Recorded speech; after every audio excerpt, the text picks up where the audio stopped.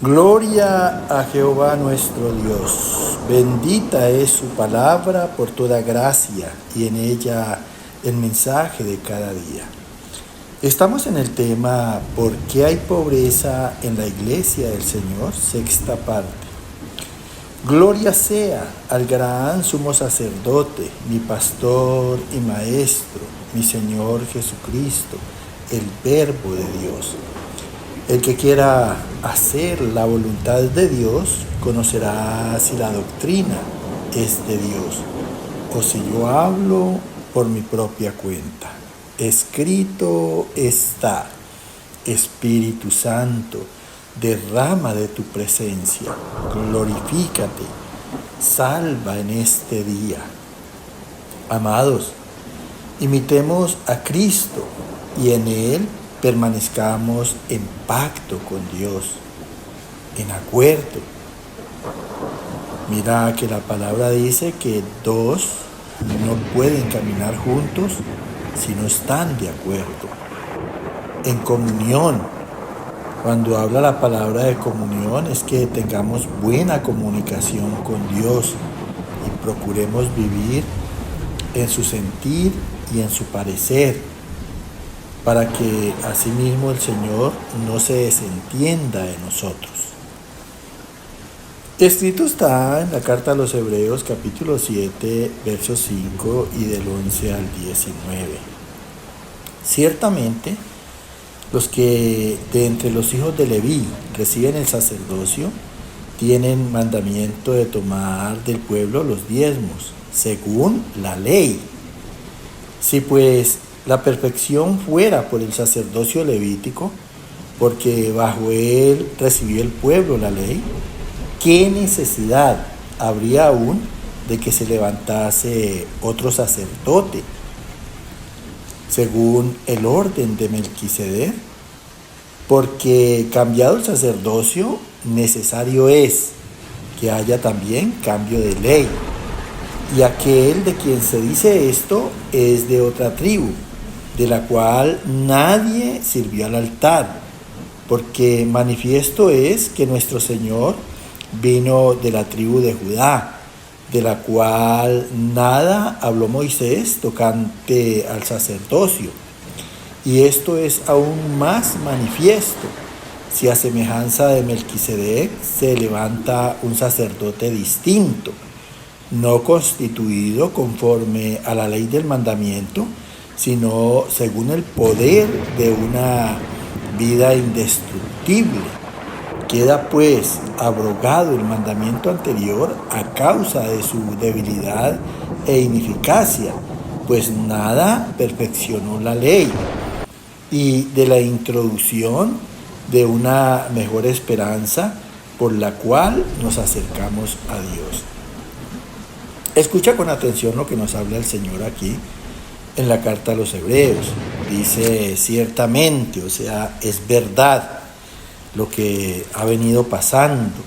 Dice, es verdad, es ciertamente los que de entre los hijos de Leví reciben el sacerdocio, tienen mandamiento de tomar del pueblo los diezmos. Y escucha como dice seguidamente, según la ley. O sea que los diezmos vinieron por ley y es el 10%.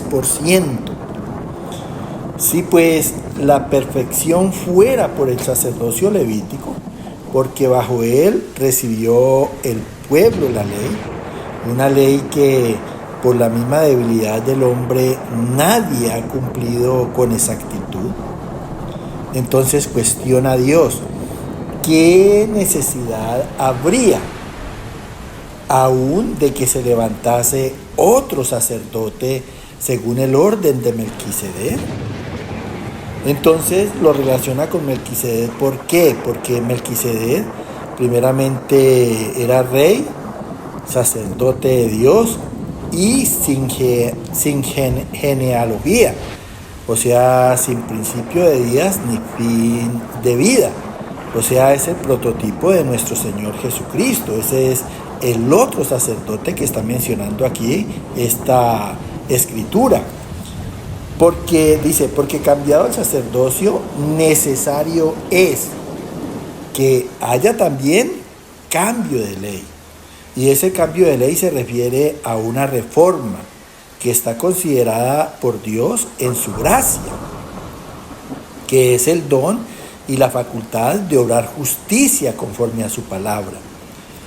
Y aquel de quien se dice esto es de otra tribu, o sea, nuestro Señor Jesucristo es judío, pero vino no de la tribu de Leví, o sea, de la cual nadie sirvió al altar, porque manifiesto es que nuestro Señor Jesucristo vino de la tribu de Judá, mira, de la cual nada habló Moisés tocante al sacerdocio.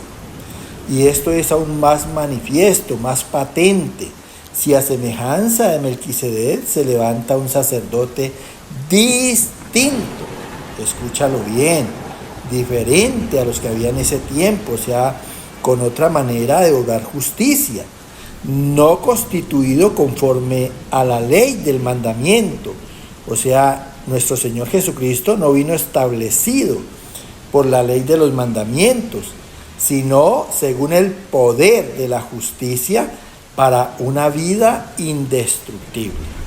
Nosotros sabemos que lograr justicia es vida eterna, por eso habla aquí de vida indestructible. Entonces mira lo que dice seguidamente: queda pues abrogado sin efecto el mandamiento anterior del diezmo a causa de su debilidad e ineficacia, pues nada perfeccionó la ley. Al fin y al cabo nadie pudo llevar el diezmo a cabalidad. Ya lo hemos dicho, unos no dan por la misma pobreza y otros no cumplen el 10%.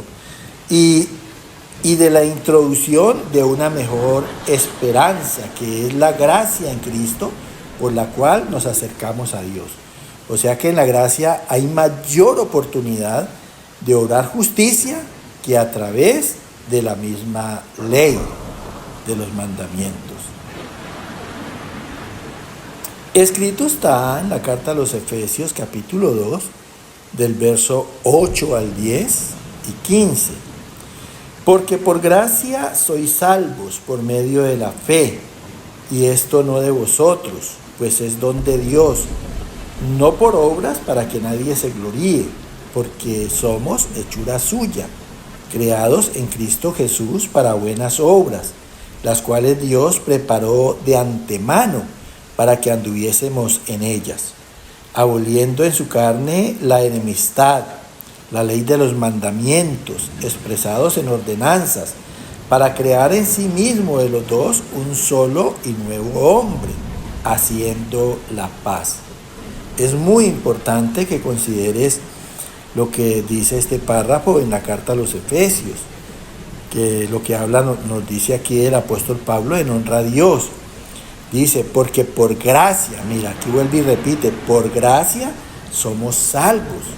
No es por la ley, por medio de la fe, porque cada vez que oímos y hacemos la palabra de Dios, estamos obrando justicia. Y esto no de nosotros, pues es un don de Dios. Es la facultad que nos da Dios a través de la gracia de poder obrar justicia. Dice, no por obras de la ley, para que nadie se gloríe, sea como cumplidor de la ley, porque no hay nadie que pueda cumplirla cabalmente. Dice, porque somos hechura de Dios, creados en Cristo Jesús para buenas obras. La palabra dice que de tal manera que los que estamos en Cristo somos nuevas criaturas. Y aquí todas las cosas son hechas nuevas, mira. O sea, en el carácter de Cristo, en la voluntad de Dios. Si Dios es justicia, nosotros en Cristo recibimos el don de obrar la justicia. Por eso dice, por buenas obras.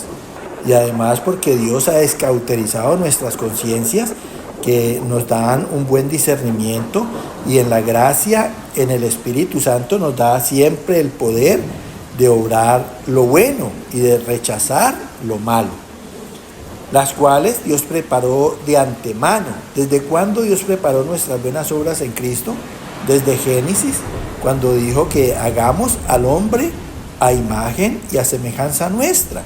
Allí nos estaba creando, allí estaba hablando de la gracia a través de Cristo y de la unción del Espíritu Santo, que es el que finalmente nos santifica.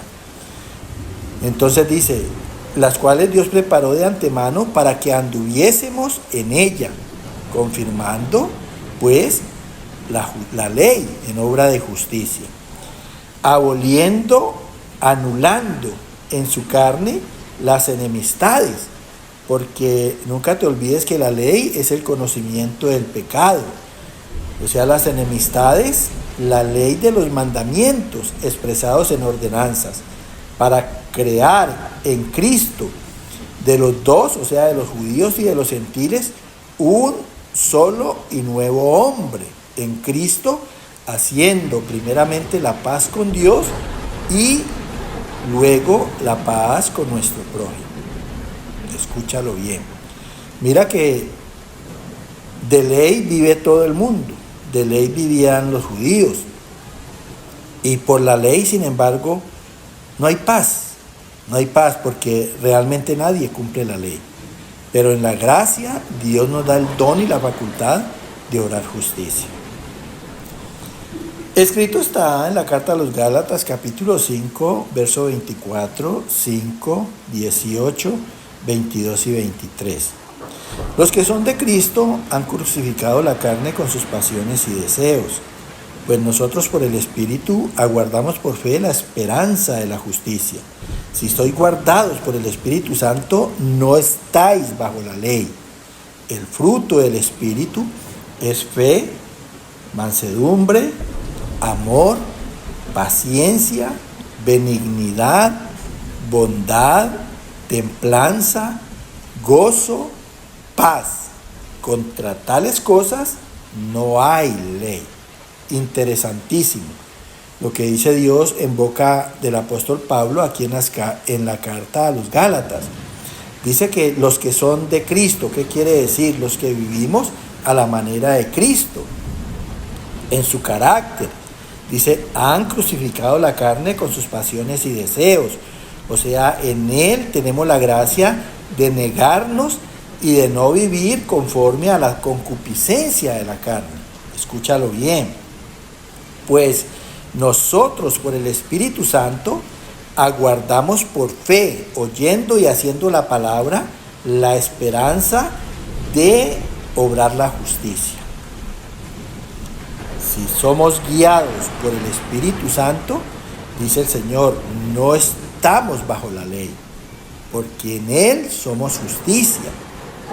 Y sigue diciendo, el fruto del Espíritu Santo, o sea, las acciones que nos da el Espíritu Santo son fe, oyendo y haciendo la palabra, mansedumbre, con humildad y mansedumbre de Cristo, amor, obrando la justicia de Dios con respeto al prójimo, paciencia, que es la que nos da calma en las tribulaciones, en las pruebas, soportando, aguantando, tolerando, perdonando en Cristo, benignidad, que es la que obra la piedad en nosotros, bondad, la que nos da un trato amable con nuestro prójimo, templanza, es la que nos da moderación en nuestros actos, siempre en uso de razón, y esto finalmente nos lleva al gozo y a la paz, primeramente con Dios y segundo con nuestro prójimo.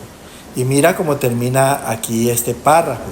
Dice, contra tales cosas no hay ley, porque por todas estas acciones que nos da el Espíritu Santo, nosotros estamos siendo personas justas, estamos siendo personas rectas, estamos siendo personas razonables y no necesitamos de la ley para obrar justicia. Sencillamente en Dios, en Cristo, en el Espíritu Santo está la obra de la justicia.